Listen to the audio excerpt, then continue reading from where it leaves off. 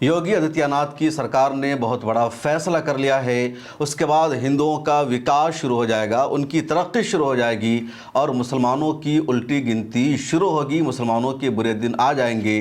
गोदी मीडिया में ऐसा नैरेटिव चलाया जा रहा है। क्या है फैसला और कितना असर किस पर पड़ेगा, खबर दर खबर में पूरी तफसील जानेंगे।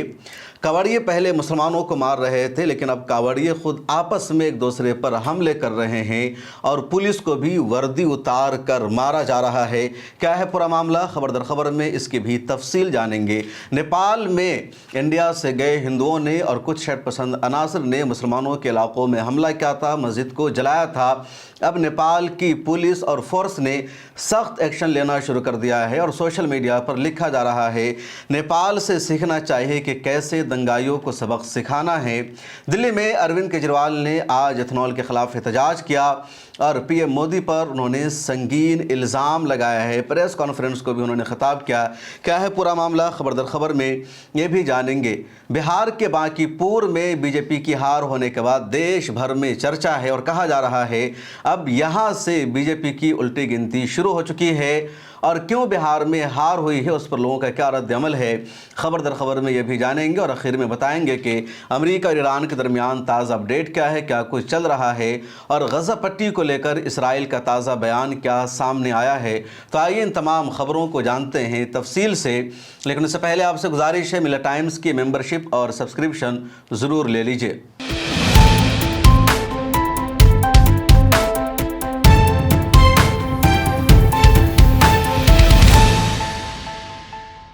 मिलत टाइम्स में खुशामदीद। मैं हूं आपके साथ शम्स तबरेज़ कासमी। उत्तर प्रदेश की हुकूमत ने फैसला किया है कि यूपी मदरसा बोर्ड में कामिल और फाजिल की जो डिग्री है उसको ख़त्म कर दिया जाता है। और 2 दिन पहले से गोदी मीडिया ने बाज़ाब्ता ये खबर चलाना शुरू कर दिया था कि यूपी कैबिनेट बहुत बड़ा फ़ैसला लेने जा रही है। और जब यूपी कैबिनेट का इजलास हुआ, फ़ैसला सामने आया तो उसमें कहा गया कि कामिल और फाजिल की जो डिग्री है अब वो डिग्री जारी नहीं की जा सकती है, इस डिग्री की कोई वैल्यू नहीं रही। अब नैरेटिव ये चलाया जा रहा है कि योगी आदित्यनाथ की सरकार ने मुसलमानों के खिलाफ बहुत बड़ा फैसला कर लिया है, मुसलमानों को बड़ा सबक सिखा दिया गया है, मुसलमानों के बच्चे अब तालीम हासिल नहीं कर पाएंगे। लेकिन इस डिग्री की वैल्यू क्या थी, इसका मुसलमानों पर कितना असर पड़ेगा, ज़रा उसके बारे में हम तफसील से जान लेते हैं। और समझिए कि उत्तर प्रदेश में 2027 का जो विधानसभा का चुनाव होना है तो किस तरह योगी आदित्यनाथ की सरकार उसकी तैयारी कर रही है। दूसरी तरफ राम मंदिर में जो चंदा चोरी हुई है तो उस मुद्दा को भटकाने के लिए और लोगों का जहन कहीं और ले जाने के लिए किस तरह के फैसले किए जा रहे हैं। और मीडिया को पूरी जिम्मेदारी दी गई है कि तुम्हें कैसे नैरेटिव को चलाना है। अब पार्लियामेंट में राम मंदिर में हुई चंदा चोरी को मुद्दा बनाया जा रहा है, लगातार एहतजाज किया जा रहा है, बीजेपी से हिसाब मांगा जा रहा है, पार्लियामेंट में हंगामा जारी है, पार्लियामेंट का सेशन नहीं चल पा रहा है। दूसरी तरफ बीजेपी के एमपीज, बीजेपी के नेता और मिनिस्टर्स कांग्रेस के नेता को, समाजवादी पार्टी के नेता को और उन तमाम लोगों को जो राम मंदिर में हुई चंदा चोरी पर सवाल उठा रहे हैं, उन्हें सनातन धर्म का मुखालिफ कहा जा रहा है, हिंदू विरोधी कहा जा रहा है, गद्दार कहा जा रहा है, राम विरोधी कहा जा रहा है। ये सब अपनी जगह और देश भर के युवाओं ने भी इस पर सवाल पूछना शुरू कर दिया। तो अब यूपी कैबिनेट ने फैसला कर लिया कि कामिल एंड फाजिल की जो डिग्री है अब उसकी वैल्यू नहीं रहेगी। उत्तर प्रदेश में जो मदरसा बोर्ड है, इलाहाबाद मदरसा बोर्ड या लखनऊ मदरसा बोर्ड, तो वहाँ से इम्तहान देने वालों को जो डिग्री इशू की जाती है उसमें एक डिग्री कामिल की होती है, एक डिग्री फाजिल की होती है। कामिल की जो डिग्री होती है ग्रेजुएशन के बराबर होती है और जो फाजिल की डिग्री होती है ये इक्विवेलेंट होती है मास्टर्स के। लेकिन कामिल और फाजिल की डिग्री की वो वैल्यू नहीं है जो ग्रेजुएशन के बाद यानी बीए की डिग्री की जो वैल्यू है या एमए की डिग्री की जो वैल्यू है। कामिल और फाजिल की डिग्री पर किसी भी सरकारी डिपार्टमेंट में किसी भी मुसलमान को कोई जॉब नहीं मिल पाती है, कहीं पर कोई नौकरी नहीं मिलती है और कई जगह इन डिग्रियों को माना भी नहीं जाता है। बस इन डिग्री होल्डर्स का इतना फ़ायदा होता है कि जामिया मिल्लिया इस्लामिया में उसके बिहाफ पर इनको एडमिशन मिल जाता है, अलीगढ़ मुस्लिम यूनिवर्सिटी में एडमिशन मिल जाता है, क्योंकि बहुत सारे ऐसे प्राइवेट मदरसे हैं जहाँ से स्टूडेंट्स तलबा पढ़कर आते हैं, लेकिन उन मदरसों की जो डिग्रियां हैं उनको जामिया में मान्यता हासिल नहीं है या अलीगढ़ में मान्यता हासिल नहीं है। उसकी वजह से दारुल देवबंद से पढ़कर आने वाले, जामिया अशरफिया मुबारकपुर से पढ़कर आने वाले या दूसरे मदरसे से पढ़कर जो आते हैं, उन मदरसों की डिग्री की जामिया जैसी यूनिवर्सिटीज़ में मान्यता नहीं होती है। इस वजह से इन इदारों से जो पढ़कर आते हैं या जिनके पास इलाहाबाद मदरसा बोर्ड की, यूपी मदरसा बोर्ड की डिग्रियाँ होती है, उनके बिहाफ पर स्टूडेंट्स जामिया जैसी यूनिवर्सिटीज़ में एडमिशन लेते हैं, आसानी से उनका दाखिला हो जाता है, आगे की वो तालीम हासिल करते हैं। अब यूपी सरकार को लगा कि हमें राम मंदिर का मुद्दा दबाना है और यूपी चुनाव से पहले देश की मेजॉरिटी को बताना है कि हम मुसलमानों के ख़िलाफ़ सख्त फैसले ले रहे हैं, मुसलमानों को नुकसान पहुँचा रहे हैं। चुनांचे यूपी मदरसा बोर्ड की कामिल और फाजिल की डिग्री को ही ख़त्म कर दिया गया और कहा गया कि ये अपने आप को ग्रेजुएट समझ रहे थे या अपने आप को ये पोस्ट ग्रेजुएट समझ रहे थे, इसलिए अब इनकी डिग्रियों की वैल्यू नहीं रहेगी। एक तरफ दीनी मदरसों पर सवाल उठाया जाता है और कहा जाता है कि मदरसे वाले अपने आप को अपडेट नहीं कर रहे हैं, अपग्रेड नहीं कर रहे हैं, और दूसरी तरफ जब मदरसे बोर्ड से मंजूर शुदा हैं, अपग्रेड हैं, वहाँ की डिग्रियाँ BA और MA के इक्विवेलेंट है, तो उसको भी ख़त्म किया जा रहा है। उत्तर प्रदेश के डिप्टी चीफ मिनिस्टर हैं केशव प्रसाद मौर्य, उनका एक और ख़तरनाक बयान सामने आया। केशव प्रसाद मौर्य ने कहा कि मदरसा खा भारत का हो, पाकिस्तान का हो या बांग्लादेश का हो, वहाँ से जो पढ़कर निकलते हैं दहशतगर्द होते हैं। ये मदरसे दहशतगर्दों की फैक्ट्रियाँ हैं। आप सुनिए केशव प्रसाद मौर्य को। मदरसा बांग्लादेश का हो, चाहे पाकिस्तान का हो, चाहे भारत का हो, मदरसा तो वास्तव में अगर देखा जाए तो अघोषित तौर से आतंकवादियों को पैदा करने की फैक्ट्री। मदरसों पर लगातार सवाल उठाया गया। मदरसे को केशव प्रसाद मौर्य ने दहशतगर्दों का अड्डा कह दिया और उधर उत्तर प्रदेश के मदरसा बोर्ड की सर्टिफिकेट की वैल्यू को उन्होंने ख़त्म कर दिया। उत्तर प्रदेश के मदरसा बोर्ड में तकरीबन 37,000 से ज़्यादा स्टूडेंट्स एनरोल थे, वो वहाँ से तालीम हासिल कर रहे थे। हवाले दिया गया कि सुप्रीम कोर्ट ऑफ इंडिया का फैसला है कि उत्तर प्रदेश का जो मदरसा बोर्ड है वो UGC की गाइडलाइन के मुताबिक नहीं है, और जो UGC की गाइडलाइन के मुताबिक ना चल रहा हो उसको BA और MA की डिग्रियां नहीं दी जा सकती। जनाब आली, ये मदरसे ग्रेजुएशन और मास्टर्स की डिग्रियां नहीं जारी कर रहे थे, ये कामिल फाजिल की डिग्रियां दे रहे थे।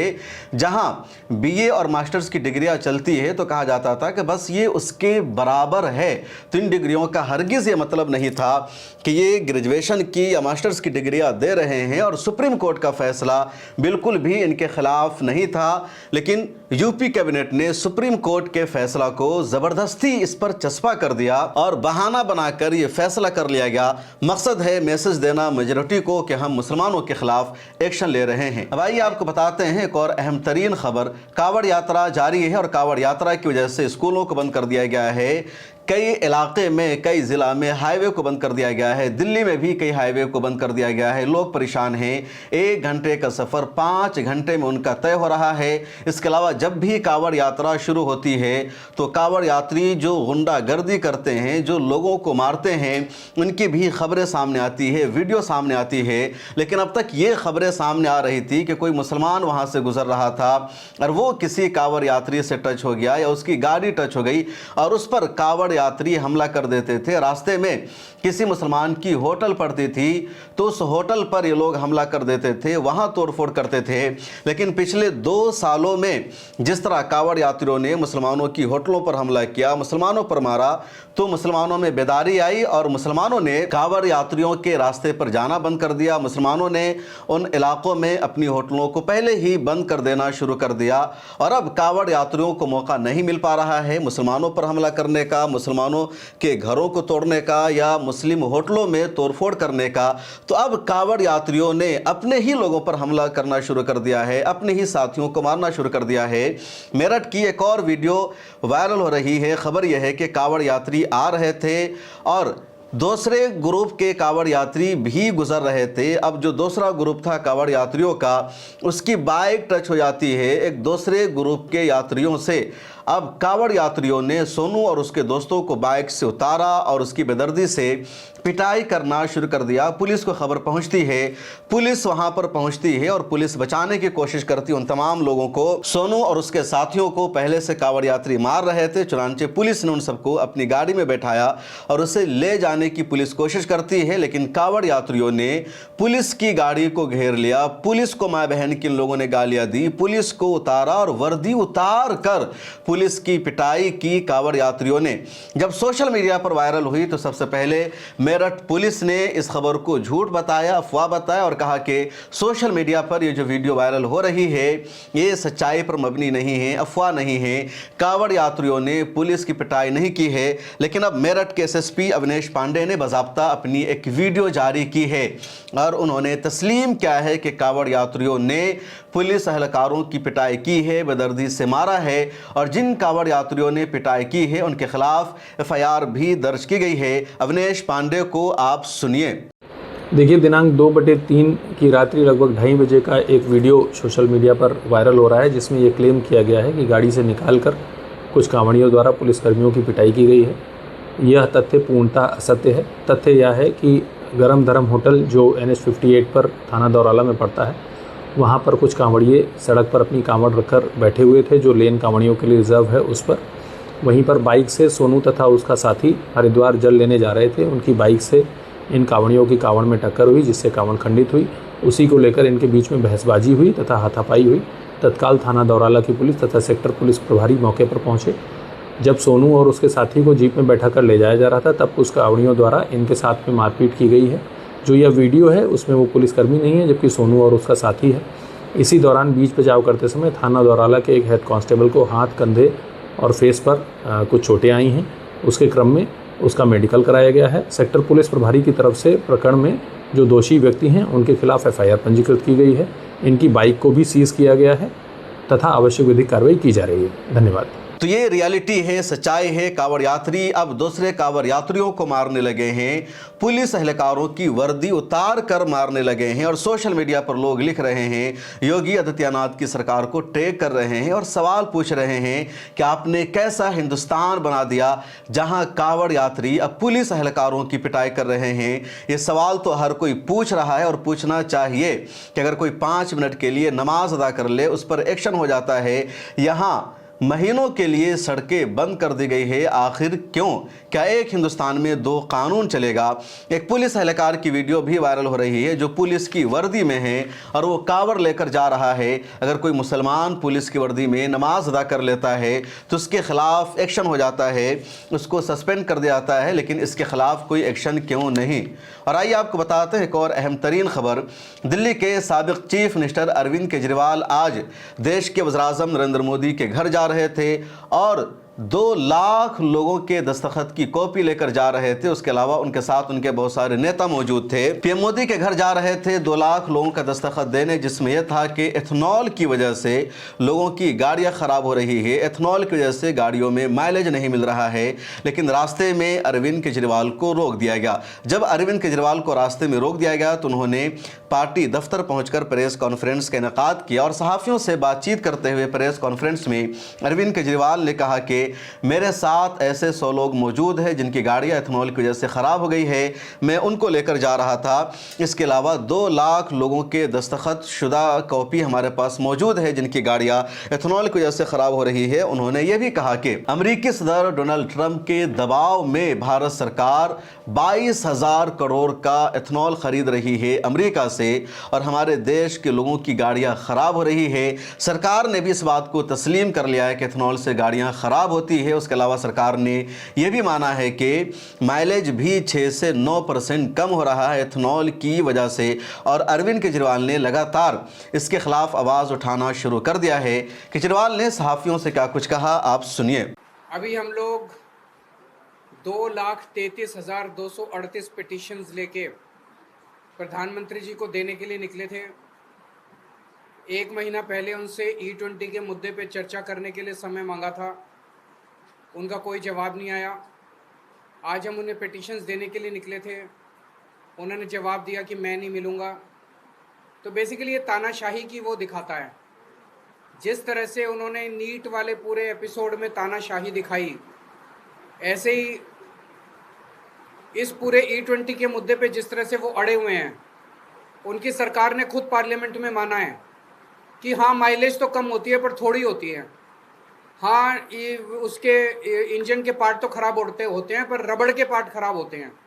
तो भाई जब इंजन के पार्ट भी ख़राब होते हैं, माइलेज भी ख़राब होती है, तो फिर क्यों ज़बरदस्ती कर रखी है? तो देखने में पता चलता है जबरदस्ती इसलिए कर रखी है कि ट्रंप वो मोदी जी के सर पे बैठा है।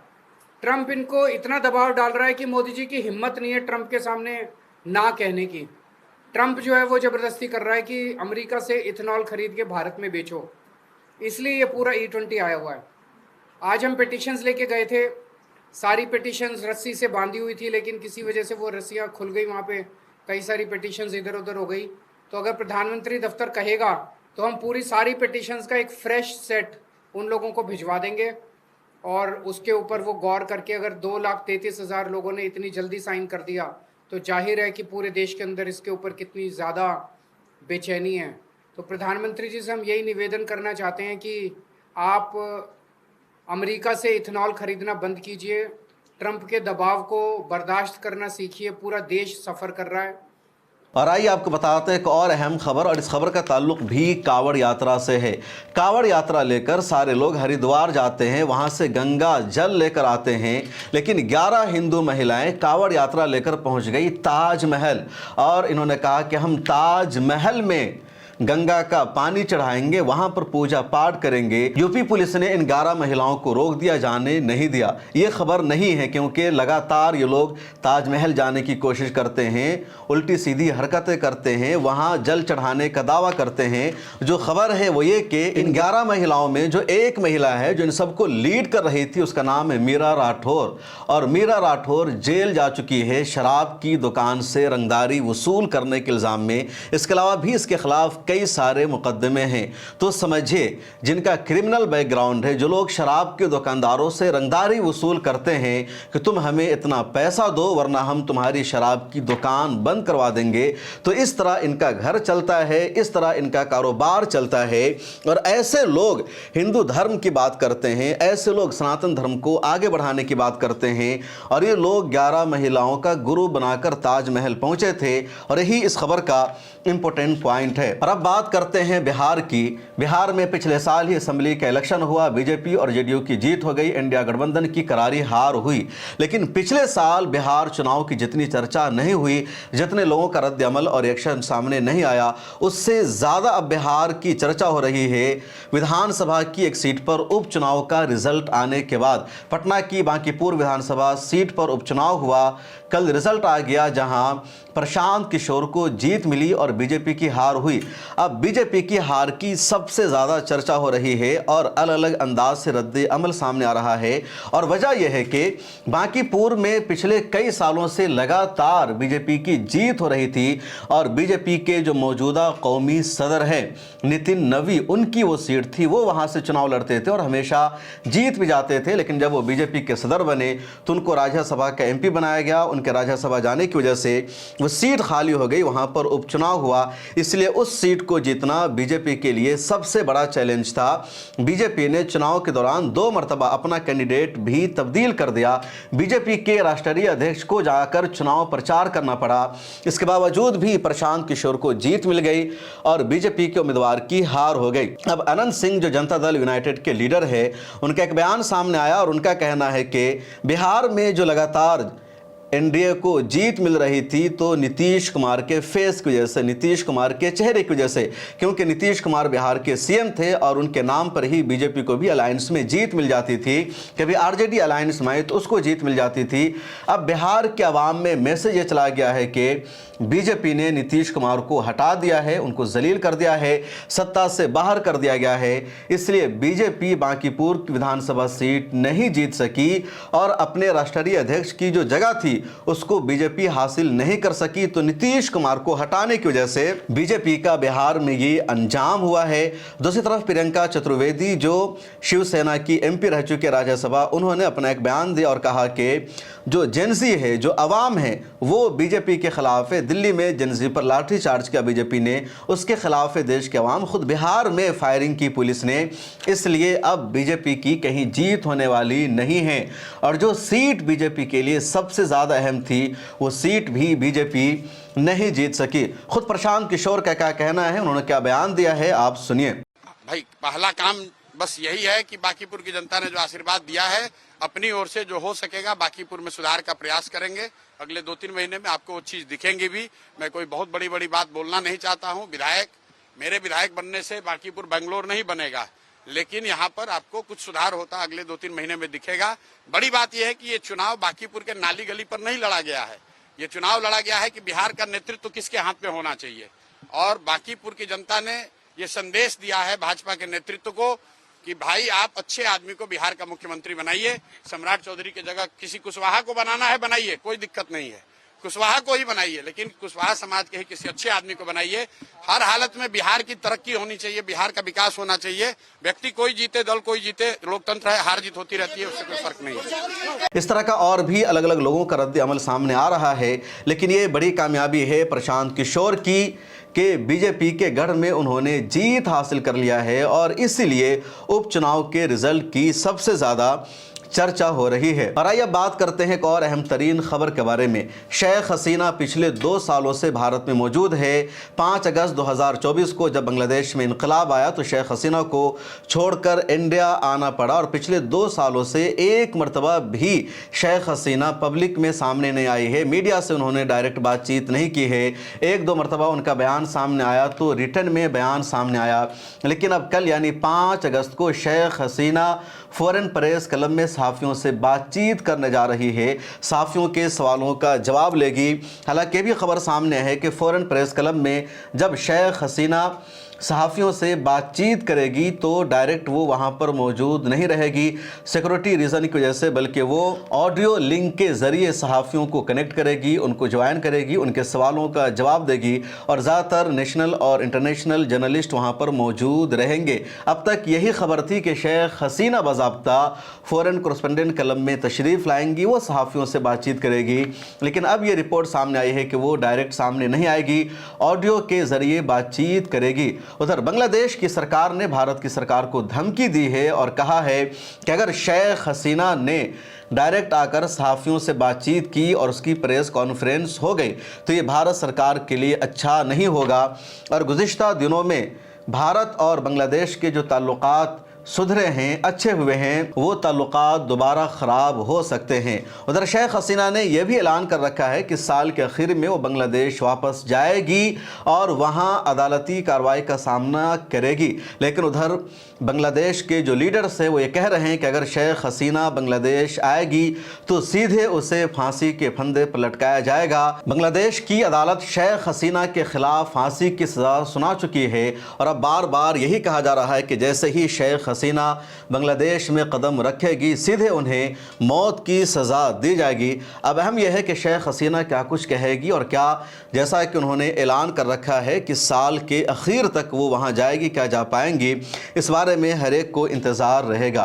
नेपाल में पिछले दिनों वहाँ के शरपसंदों ने, कट्टरपंथियों ने मुसलमानों पर हमला किया, मुसलमानों की मस्जिदों को इन लोगों ने आग लगाया, मुसलमानों के घरों में शिद्दत पसंदों ने, कट्टरपंथियों ने तोड़फोड़ किया। बाज़ाब्ता इन लोगों ने नारा लगाया कि हमें नेपाल में मुसलमान नहीं चाहिए, नेपाल में मस्जिदें नहीं चाहिए और उन लोगों ने ऐलान किया कि नेपाल को हिंदू राष्ट्र बनाया जाए। नेपाल के कई अज़ला में ख़ासतौर पर भारत से नेपाल का जो इलाका मिला हुआ है और जहाँ बिहार के हिंदू जाकर रहते हैं या जिनकी तहज़ीब बिहार के हिंदुओं से मिलती जुलती है, तो उन लोगों ने हुरडंग मचाया, हंगामा किया, तोड़फोड़ किया, चुन चुन कर मुसलमानों को मारा गया। अब नेपाल की पुलिस और फोर्स ने ऐसे तमाम लोगों को गिरफ्तार करना शुरू कर दिया है, चुन चुन कर उनके खिलाफ एक्शन लिया जा रहा है। और 2 दिन पहले की खबर है कि जब ये दंगा कर रहे थे, मस्जिदों को आग लगा रहे थे, तोड़फोड़ कर रहे थे, उस वक्त वहाँ पर नेपाल की आर्मी पहुँचती है और ऑन स्पॉट फायरिंग करती है और 3 की वहीं पर मौत हो जाती है।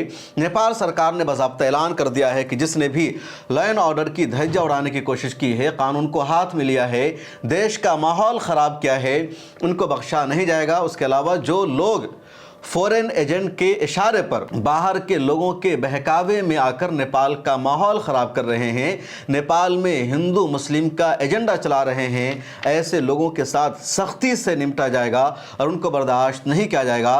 पिछले दिनों नेपाल के हालात बहुत ज़्यादा ख़राब हो गए थे, चुन चुनकर मस्जिदों को आग लगाई गई थी, मुसलमानों को मारा गया था। कई जगहों पर वीडियो सामने आई जहाँ देखा गया कि जो शरपसंद अनासिर है वो गुजरने वाले लोगों का नाम पूछ रहे हैं, रिलीजन पूछ रहे हैं और उन सबको वो जय श्री राम का नारा लगाने पर मजबूर कर रहे हैं। कोई मुसलमान दिख रहा है, उनको गालियां दी जा रही है।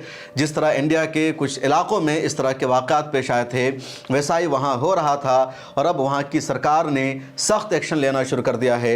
सोशल मीडिया पर कुछ लोग तारीफ़ कर रहे हैं कि नेपाल की सरकार से सीखना चाहिए कैसे दंगाइयों को सबक सिखाना है, कैसे सख्त एक्शन लेना है और मुल्क के माहौल को पीसफुल बनाना है। ये नेपाल की एडमिनिस्ट्रेशन ने करके दिखा दिया है। और आइए बात करते हैं अमेरिका और ईरान के बारे में क्या कुछ चल रहा है। अमेरिकी सदर डोनाल्ड ट्रंप की तरफ से कभी धमकी दी जाती है और कभी कहा जाता है कि हमने हमला रोक दिया है। अब एक मरतबा फिर अमेरिकी सदर डोनाल्ड ट्रंप का बयान सामने आया है कि ईरान से स्ट्रेट ऑफ हुर्मुज़ को लेकर बातचीत चल रही है और ईरान ने कहा है कि वो अपनाए हुर्मुज़ को ओपन कर देगा, खोल देगा।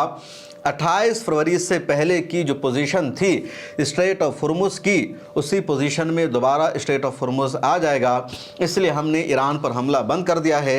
ईरान की तरफ से अभी तक ऑफिशियली इस पर कोई रद्द अमल सामने नहीं आया है। कल मैंने आपको बताया था कि ईरान की फॉरेन मिनिस्ट्री के स्पोक पर्सन इस्माइल बकाई, उनका कहना है कि अपनाए हुर्मुज़ इस वक्त खुला हुआ है और वजह यह है कि ईरान का जो प्रपोज़ल है स्ट्रेट ऑफ हुर्मुज़ को लेकर, ओमान उससे एग्री नहीं कर रहा है और ओमान के एग्री हुए बगैर ईरान सिर्फ स्ट्रेट ऑफ हुर्मुज़ का फैसला नहीं कर सकता है। तो ईरान के लबो लहजे में एक बड़ी तब्दीली सामने आई है।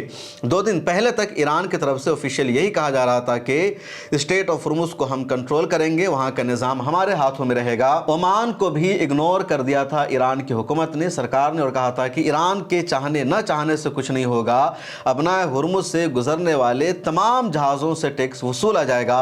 लेकिन कल फॉरेन मिनिस्ट्री के बयान में एक तब्दीली देखी गई और आज ट्रंप का दावा है कि ईरान एग्री कर चुका है स्ट्रेट ऑफ हुर्मुज़ को ओपन रखने के लिए और इसी के लिए बातचीत हो रही है। जंग से पहले अमेरिका की पॉलिसी कुछ और थी, अमेरिका का एजेंडा कुछ और था, लेकिन अब अमेरिका का फोकस है सिर्फ स्ट्रेट ऑफ हुर्मुज़ को खुलवाना। और अगर स्ट्रेट ऑफ हुर्मुज़ पर ईरान का कंट्रोल जारी रहता है तो ये अमेरिका की सबसे बड़ी हार होगी, ज़िल्लत रसवाई होगी। गल्फ़ के देशों को और पूरी दुनिया को नए क्राइसिस का सामना करना पड़ेगा। इसलिए अमेरिका पूरी कोशिश कर रहा है, प्रेशर बना रहा है कि स्ट्रेट ऑफ हुर्मुज़ किसी न किसी तरह खुल जाए। एक और ख़बर है गज़ा पट्टी के ताल्लुक़ से। पिछले दिनों इसराइल ने ये ऐलान कर दिया था कि उसकी फ़ौज धीरे धीरे गज़ा पट्टी से निकल जाएगी। अमेरिकी सदर ने भी ऐलान कर दिया था कि हमास ने भी बातों को मान लिया है। अब दोबारा इसराइल की तरफ से कहा गया कि जब तक पहले हमास अपने हथियारों को नहीं फेंक देती है और तमाम सुरंगों को हमास के ज़रिए ख़त्म नहीं कर दिया जाता है, उस वक्त तक इसराइल की फ़ौज और आर्मी गज़ा पट्टी से बाहर नहीं निकलेगी। और सच्चाई यही है कि इसराइल पर भरोसा नहीं किया जा सकता है। बार बार इसराइल दावा करता है, वादा करता है और फिर वो पीछे हट जाता है। अब अमेरिकी सदर ट्रंप ने खुद गज़ा पीस काउंसिल का ऐलान किया था और कहा था कि इसराइली सेना धीरे धीरे निकल जाएगी। उधर हमास ने भी एग्री कर लिया था कि वो डिसआर्म हो जाएगी, अपना हथियार सौंप देगी फ़लस्तीनी ग्रुप को और गज़ा की सुरंगों की भी निशानदेही की जाएगी। लेकिन अब इसराइल कह रहा है कि पहले तमाम सुरंगों को ख़त्म कर दिया जाए, हमास हथियार डाल दे, उसके बाद इसराइली फ़ौज गज़ा पट्टी से निकलेगी। तो इसराइल ने एक बार फिर वादा खिलाफ़ी की है और यही वजह है कि 1 साल का अरसा होने वाला है हमास और इसराइल के दरमियान सीज़ फायर को, जंगबंदी को। और पिछले 1 साल में 5000 से ज़ायद मरतबा इसराइल ने गज़ा पट्टी पर हमला किया है, सीज़ फायर का वायलेशन किया है। इस वीडियो में इतना ही। देखते रहिए मिल्लत टाइम्स और ख़बर दर ख़बर। मिल्लत टाइम्स की मेंबरशिप और सब्सक्रिप्शन ज़रूर ले लीजिए। अगर आप चाहते हैं कि मीडिया के मैदान में हमारी कोई आवाज़ बने, मिल्लत टाइम्स मजबूत हो और इसी तरह आज़ादी के साथ ये इदारा काम करता रहे, तो आपको इसकी मंथली मेंबरशिप और सब्सक्रिप्शन लेनी होगी। ज़्यादा नहीं, महीने में 99 या 299 की भी आप मेंबरशिप लेंगे, ये इदारा मजबूत बनेगा। आपकी आवाज़ को इसी तरह मिल्लत टाइम्स उठाता रहेगा। यहाँ एक QR कोड आपको दिख रहा है, इसको आप स्कैन कर सकते हैं या डिस्क्रिप्शन में हमारी वेबसाइट का लिंक मौजूद है, उस पर क्लिक कीजिए। इस तरह का पेज खुलेगा आपके मोबाइल पर, जहाँ पहले अपना नाम लिखना है, जिस तरह कॉलम बना हुआ है फर्स्ट नेम एंड लास्ट नाम का। उसके बाद फ़ोन नंबर आपको लिखना है, उसके नीचे ईमेल ID आपको अपनी डालनी है, उसके नीचे I डिक्लेयर लिखा हुआ है जहां आपको टिक कर देना है। नीचे आ जाएंगे, पे नाउ का बटन मौजूद है। जैसे ही आप क्लिक करेंगे यूपीआई एप्लीकेशन खुल जाएगा, खा गूगल पे हो, फ़ोन पे हो, पेटीएम हो या कुछ और हो, और वहां से आगे जो पेमेंट का प्रोसेस है उसको कंप्लीट करना है। इस तरह आप मिल्ला टाइम्स के मेंबर और सब्सक्राइबर बन जाएंगे।